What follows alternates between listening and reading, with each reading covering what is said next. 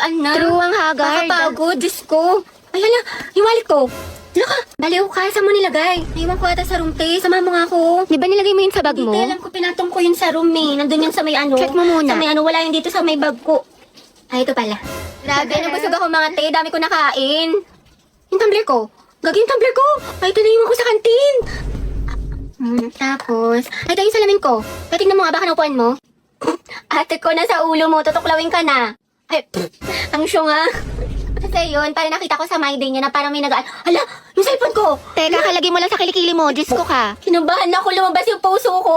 Mga te, nakita niyo ba yung panyo ko? Kulay blue, tapos parang may stripe-stripe. Alam mo, Day, lagi ka nalang may nakakalimutan. Oo nga, sobrang ulyanin. Daig mo pa, lola ko, te. Saan kaya yun? Uy, te, Ruby, panyo ko yan! Ay, bakla sa'yo ba to? Hala, te, sorry. Nasa lapag kasi kala ko basahan. Bakit tayo nangyari? Ano, emergency? Hindi, te. Nakalimutan ko. Ngayon kasi yung collaboration ng Honor of Kings sa Jurassic World. Meron silang bagong skinny concert cute. Ang angas dahil sa kailang bagong in-game design. Inspired ang Battlefield sa collaboration nila with Jurassic World. Ang ganda.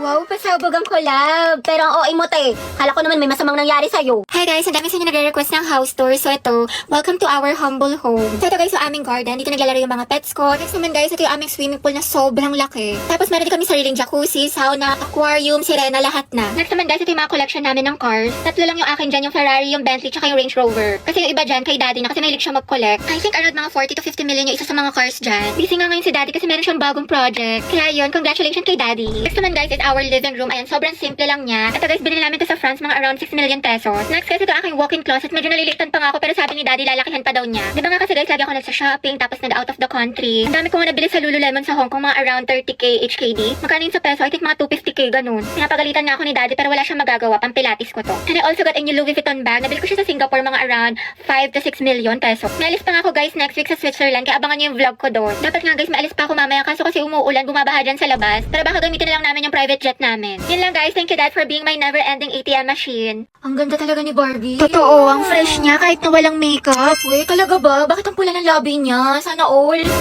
Ang ganda, grabe. Sobrang pretty. Parang may sariling ring light. At ang ganda ng lips niya. Ano kayang sikreto niya? Kaya nga, prayer reveal. Gustong gusto niya talaga malaman yung sikreto ko, ha? O sige na nga, di ko na i-gatekeep.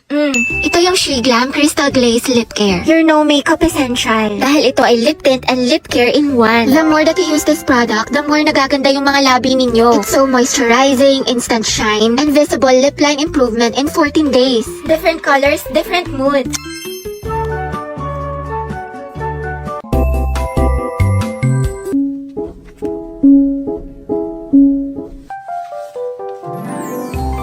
Wow, ang unfair ni Lord. Siguro nung umulan ng kagandahan, nasa loob ako ng bahay tapos si Barbie lahat sumalo.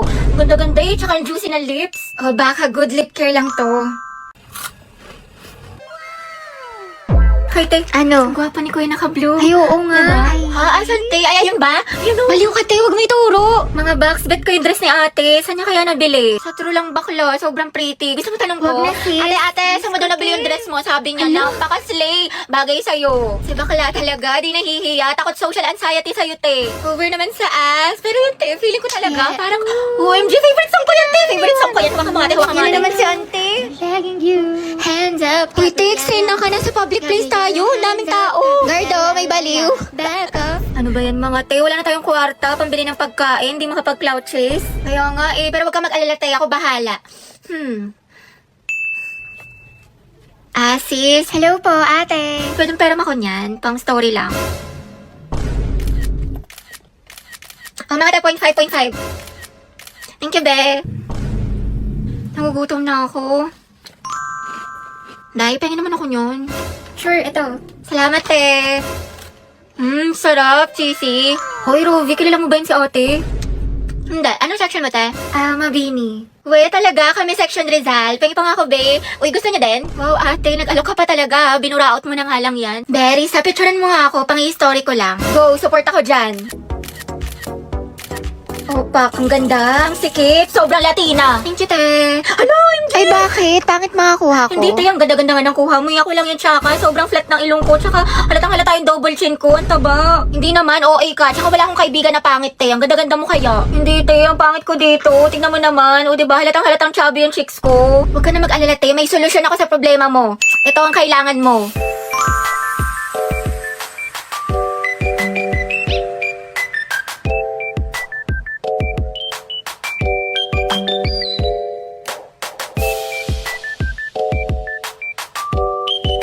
Grabe, biglang tumangos yung ilong ko dito tsaka nagkaroon ako ng cheekbones.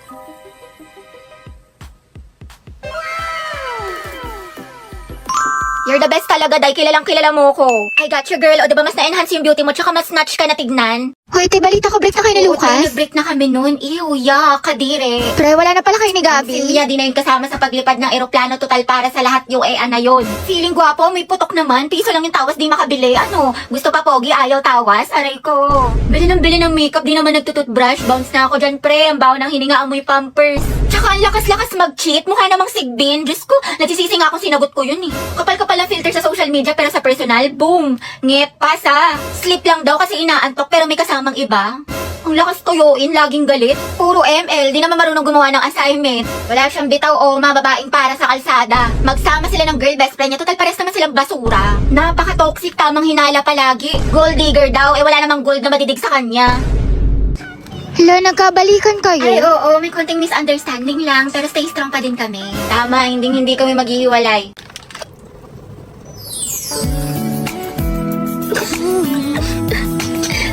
Hoy mga te, may chika ko sa inyo. Alam niyo ba kanina sa kantin? Nung titigan kami ni Angelo, feeling ko mga day, may gusto na siya sa akin. Hoy mga te, may chika ko sa inyo. Alam niyo ba kanina sa kantin? Nung titigan kami ni Angelo, feeling ko mga day, may gusto na siya sa akin.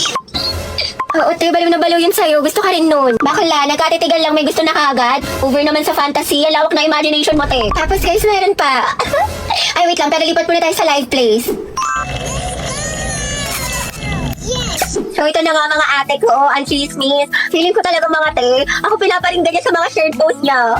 Ate ko, dilulo ka na naman. Ate, hindi ko talaga pinaparinggan nun, nahihiya lang, natatorpe ganun. Kasi nga, ang ganda-ganda mo daw. Diba? Tapos nilike yung story ko te, 3 heart. Feeling ko, meaning doon, I love you.